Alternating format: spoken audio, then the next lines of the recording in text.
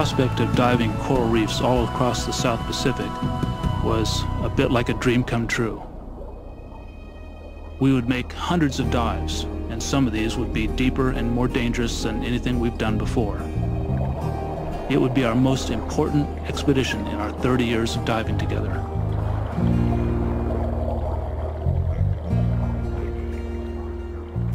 Parts of the Great Barrier Reef have been protected from overfishing for 2 decades. The first goal of this 10-month expedition was to see how well that protection really worked.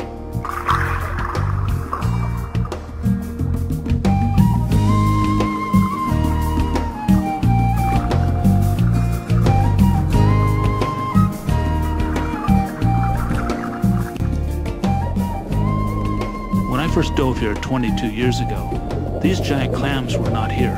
They'd been long fished out by commercial fishermen. Today, we've seen 12 giant clams, and that's a great sign. That means that this reef is bouncing back.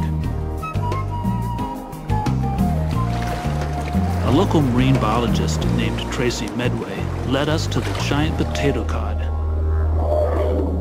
They're called potato cod because they have these splotchy, potato-shaped markings on their sides.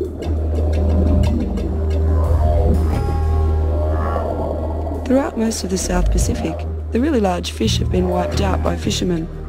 Potato cod thrive here only because of the laws that protect them.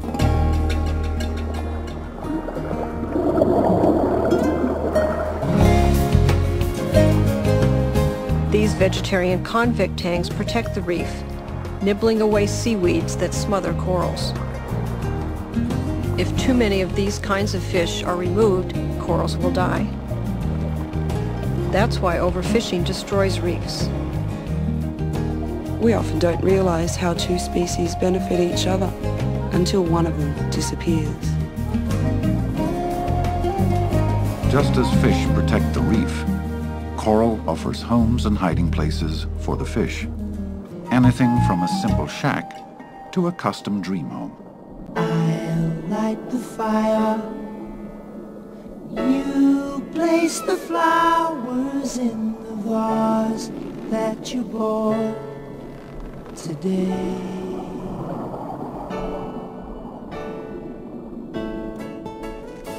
Gobies often share a home with bulldozer shrimp. Whenever he ventures out of the burrow, the shrimp keeps at least one antenna on the goby. The goby gets an impeccable burrow to live in without lifting a fin, and the very nearsighted shrimp gets a bodyguard. With the flick of its tail, the goby warns the shrimp of approaching predators.